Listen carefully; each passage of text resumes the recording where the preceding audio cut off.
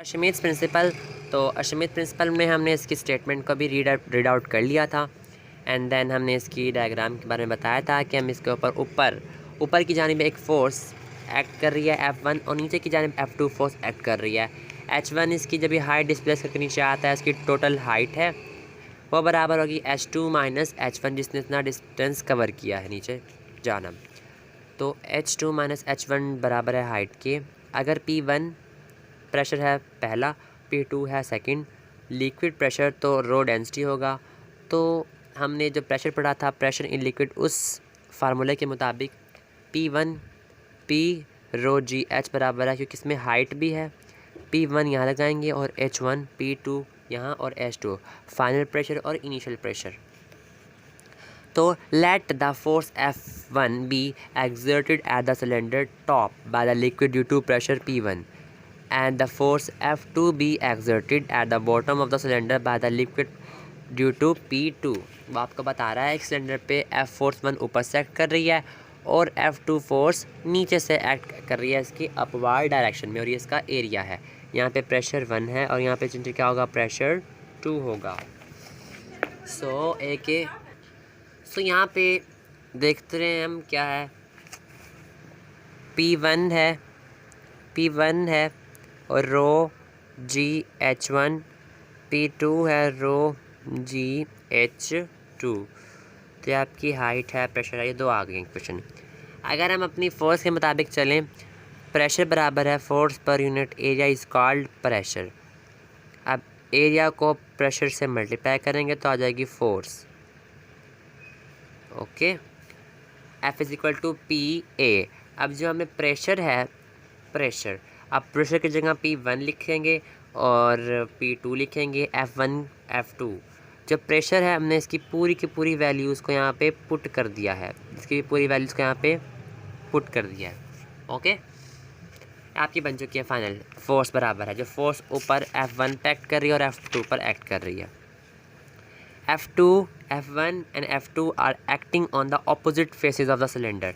जो आपका सिलेंडर है उस पर F1 फोर्स एक्ट कर रही है ऊपर से और F2 एक्ट कर रही है नीचे से। ये खुद एक सिलेंडर के अंदर क्या है, इसको रखा हुआ है। Therefore the net force will be F2 minus F1। Net force मतलब जो तमाम फोर्सेस जो इस पर एक्ट कर रही हैं वो किसके बराबर होगा, F2 minus F1 in the direction of F2 की डायरेक्शन में वो क्या कर रही है, फोर्स एक्ट कर रही है। क्योंकि नीचे की तरफ हम फोर्स लगा रहे हैं, पहली फोर्स नीचे की तरफ है तो उसके ऑपोजिट एक्शन का रिएक्शन, और reaction always equal but opposite in direction. So this net force F on the cylinder is called the upthrust of the liquid. जो F2 फोर्स है जो नीचे की तरफ इसके ऊपर ऑपोजिट फोर्स लगा रही है वो है upthrust of the liquid. Okay, अब हम मालूम करते हैं अपथ्रस्ट कितनी आती है। F2 माइनस F1 किसके बराबर है, F2 की क्या वैल्यूज़ है, रो जी H2 और A। ये F2 है। F1 कितनी है, रो जी H1 A। सेकेंड चीज़, अब इनमें हम देखते हैं जब भी हम किसी दो चीज़ों को माइनस करते हैं उसमें हम सेकेंड चीज़ ये देखते हैं कुछ चीज़ कॉमन आ रही है तो यहाँ पे कॉमन क्या है, यहाँ पे रो कॉमन आएगी, जी की वैल्यू कॉमन आएगी, एरिया कॉमन आएगा, रो AH। ये आपकी तीन चीज़ें कॉमन आ रही हैं। तो यहाँ पे क्या बचा, H2, यहाँ क्या बचा, H2 माइनस H1। ये बराबर है आपकी टोटल पहले हाइट की। तो हमने अब पहले पढ़ा है कि H2 माइनस H1 किसके बराबर है, हाइट के इक्वल आई है। तो PGAH, अब यहाँ पे H आ गया पहले से। ओके, तो AH हमें पता है कि जो सिलेंडर होता है इसका किसके बराबर होता है, सिलेंडर के वॉल्यूम के बराबर आती है ये। तो रो GV बराबर है इसके अपथ्रस्ट फोर्स के, किसके बराबर है, upthrust of the liquid, upthrust of liquid बराबर आई है रो GV के।